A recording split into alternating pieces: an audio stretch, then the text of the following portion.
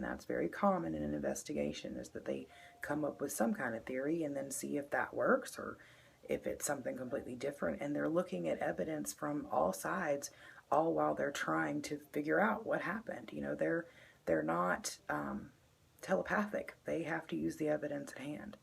So he told them that their working theory was he went in to grab the shoes that he was trying to get out of the mat. There are statements that corroborate that kids often toss their shoes under those mats when the mats were just sitting there singly, and they could pop one up and pull the shoes out without any problem.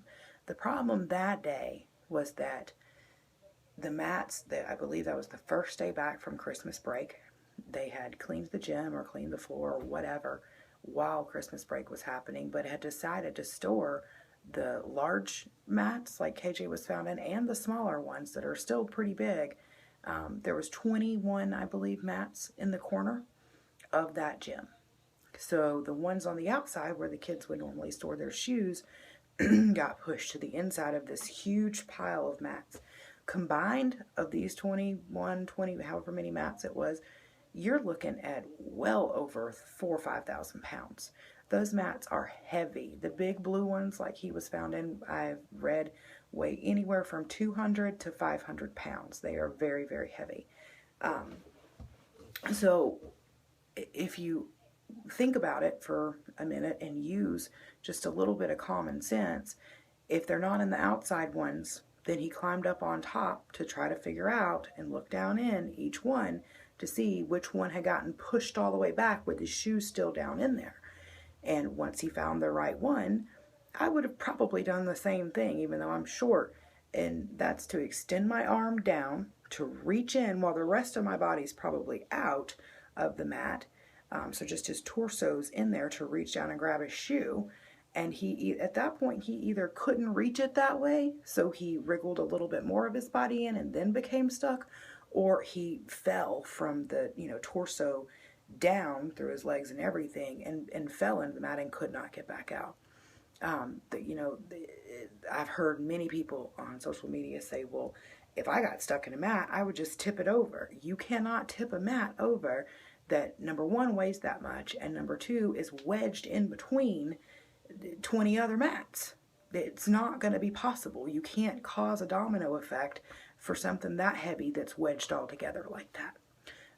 The other thing that I've heard a lot of is he would have screamed for help. I would have screamed for help too if I was stuck. Problem is, he's in a big foam mat.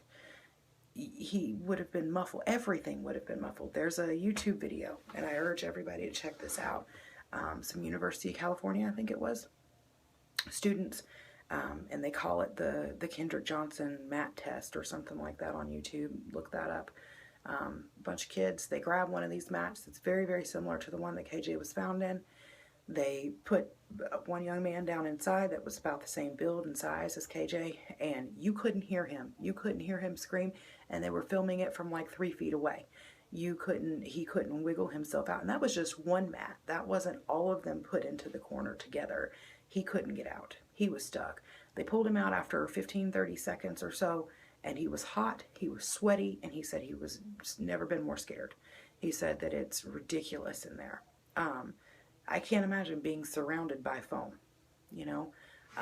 Another thing that I want to say while I have the chance is there have been many people that have stated something to the effect of he couldn't have fit in there because his shoulders were 19 inches and the mat opening was X inches or whatever.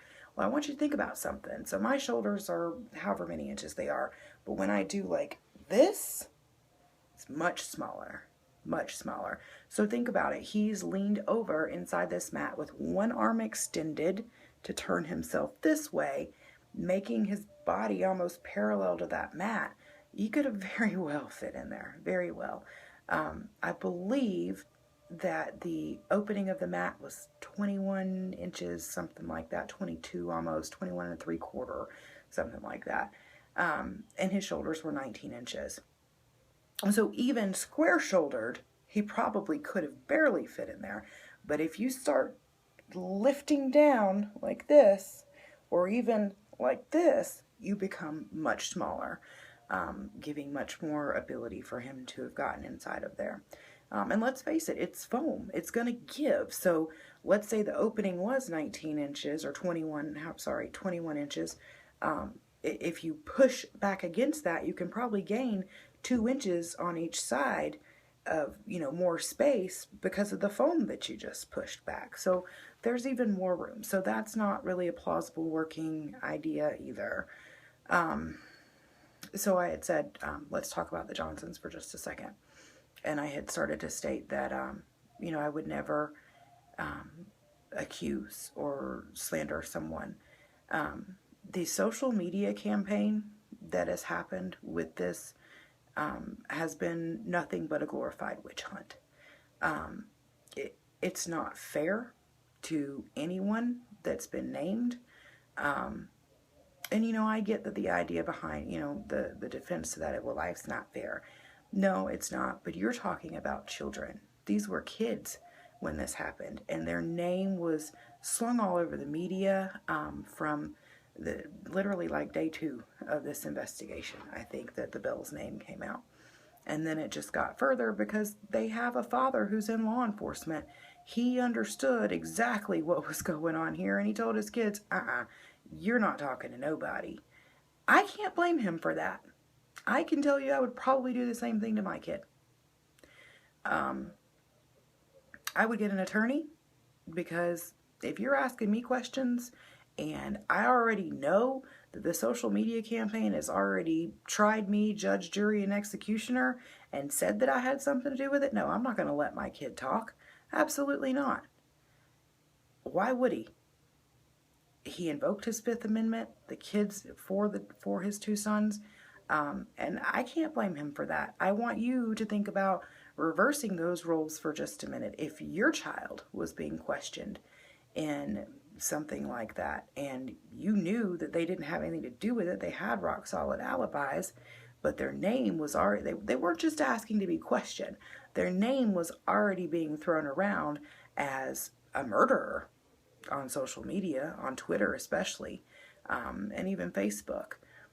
Why on earth would you let your kid go on record? You wouldn't. Case in point, Ryan Hall. Brian is a young guy. He's got some mental delays. He's trying to raise a child. He's not had the life that Brian and Brandon have had. Brian and Brandon are blessed to have wonderful parents that have been nothing but supportive for them. Ryan doesn't have that. And Ryan also doesn't have the financial means to have obtained an attorney at this point in time. So when the investigators knocked on his door, now not the Lowndes County Sheriff's Office, I'm talking about now after the DOJ Michael Moore got involved with this case. So the first time that they came and questioned this kid, and I say kid, he's 19, 20 now, they said, we want you to come with us. And then they keep him for 4 hours. Not sure if he was handcuffed during that time or not. I would have to ask him. 4 hours they grilled him. They said things like, we already know what you've done. Why won't you just tell us? And he has maintained through this entire thing that yes, he was friends with Brian and that they were close, but that he had nothing to do with KJ's disappearance, with him being in the mat, with him dying, with any of this.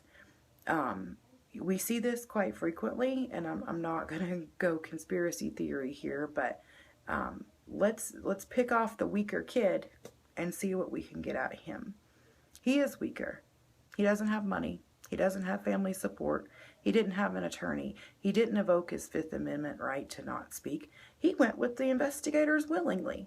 Now, why in the world would a guilty person have an investigator from the GBI, FBI, Department of Justice come to their door and say, yeah, sure, I'll go with you for 4 hours? No, he wouldn't do that. Anybody, whether he's got a developmental delay or not, if he had any common sense and he had anything to do with it, he's not going to just openly go with them, but he had nothing to hide. The kid's not hiding anything. He's down in Valdosta and he's trying to live his life as a 20-year-old father. End of story. And now, because of what Michael Moore has done and his witch hunt, that's taken, what, 2 years or 15, 20 months, somewhere around there now. He's had to get an attorney that he can't really pay for. His name has been gone through the mud. It's absolutely ridiculous. Let's take a minute to talk about Brian's FSU scholarship. Kid worked his ass off, for lack of a better word, all through junior high, all through high school, to be a good athlete, to follow the rules.